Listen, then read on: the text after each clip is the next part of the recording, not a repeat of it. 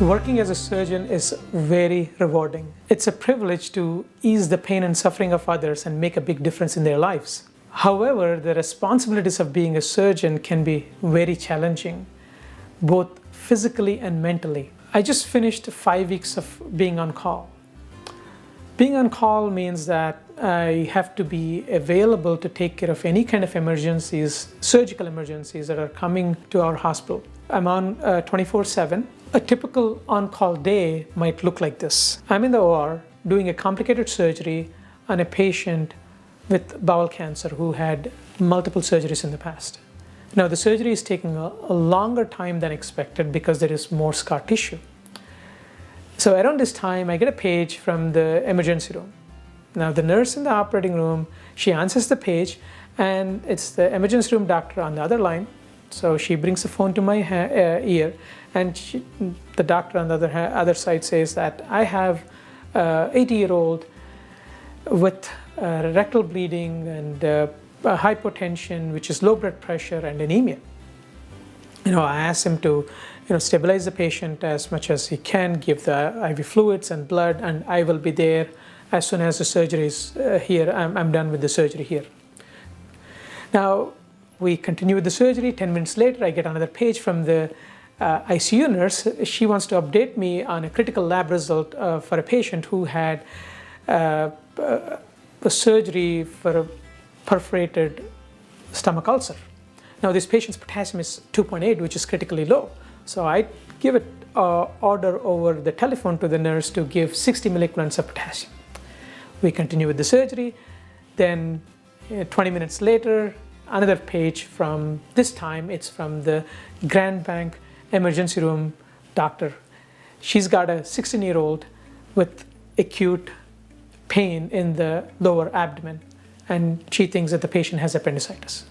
So she wants me to see the patient. It can get very, very demanding physically and mentally. I wasn't always in a position to handle the stressful situations like this physically and mentally. Now, while I was doing my residency training, I was 220 pounds. That's almost 70 pounds heavier than what I am right now. I used to work 80 to 100 hours a week then, and I would come home exhausted. I used to be an emotional eater. I was a big emotional eater, and food was a source of big comfort for me. To add to that, the food in the cafeteria for residents was free. So you could eat all you want. My typical breakfast was like Western omelette with 3 eggs and ham, and then the lunches were fried chicken with French fries and gravy, and this afternoon snack was like yogurt, and the suppers typically used to be the chicken curry with rice or the fish curry with rice. Typical day. Now, if I didn't eat meat in a day, I felt like I didn't eat that day. With all this eating like a king and having a feast at every meal, my weight blew up to 220 pounds. I never realized how much drain that was causing on my system, even mentally. I had no energy to play with our 4-year-old son then. I would sit down to play with him and fall asleep. To deal with stress, I started playing online poker, which quickly turned into an online gambling addiction. And one day, my wife sat me down and she shared that she's not happy with our life and our marriage. And that was a very difficult situation for me. I was on the brink of losing the most important person in my life. I knew something had to change. I started with looking at my food habits. I happened to see a 4-page brochure a couple of days after that conversation with my wife. This 4-page brochure talked about the connection between the food choices that we make and our energy level and how we feel. It talked about cutting down on meat intake, potentially raising the energy levels and decreasing stress in life. I didn't really think too much about it. I didn't believe that, but the situation where I was in, there is only one way up. So I said, okay, what's there to lose? I was going to give it a try, so I cut down the meat for a week. So after a week of no meat, I felt great. I had more energy. I was more present, and also become more physically active. Within next 5 months, I lost 50 pounds without even trying too hard. Around this time, I was fortunate to watch this documentary on Netflix called Forks Over Knives. Forks Over Knives set me on the path of whole food, plant-based way of eating. That movie opened up my eyes to the negative effects of eating animal foods. You may be wondering what I eat in a day.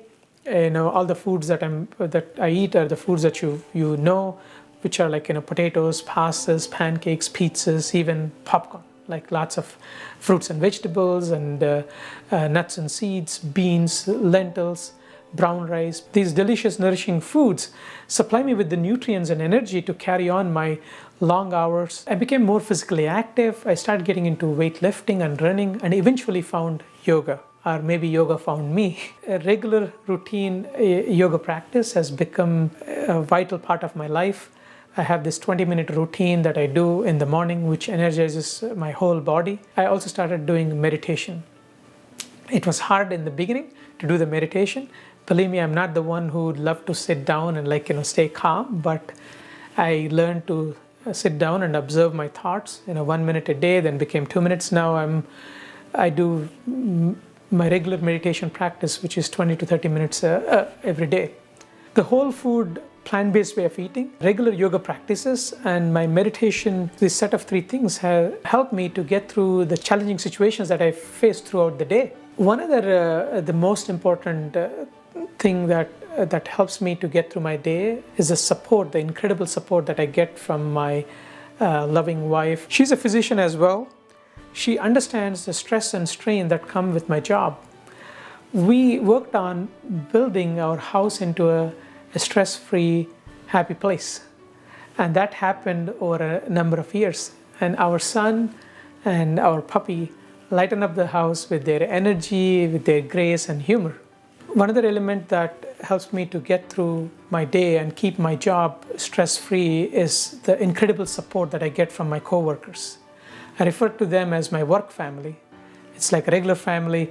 We joke, we play, we argue sometimes, but when the moment is needed, the situation comes, we provide the best care for our patients. One more important thing that helps me get through my busy, stressful day is how grateful are my patients who let me practice the art of medicine and craft of surgery. It gives me immense joy to relieve their suffering and help them to get through the difficult phases in their life. So here are the 6 core elements or strategies that help me to get through my busy and challenging days and still stay stress-free at the end of the day. 1 is clean, whole food, plant-based way of eating, providing me fuel throughout the day, providing me the nutrients throughout the day. 2 is the regular exercise or the yoga routine that I have. 3 is the meditation sequence that I follow, which helps me stay focused, clear my head, and then do what is needed for that moment. And then the number 4 is the incredible support that I have from my wife and the family.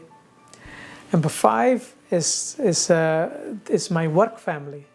Again, the incredible support I get from the work family, who are so dedicated for caring for the patients. And then the 6th one is my patients themselves, who are so grateful and give me the opportunity to practice the art of medicine and craft of surgery, my passion, and help me to help them. My wish for you is that you will have the necessary mental and physical energy to get through your busy days. I hope you find these coping strategies helpful to find balance in your life.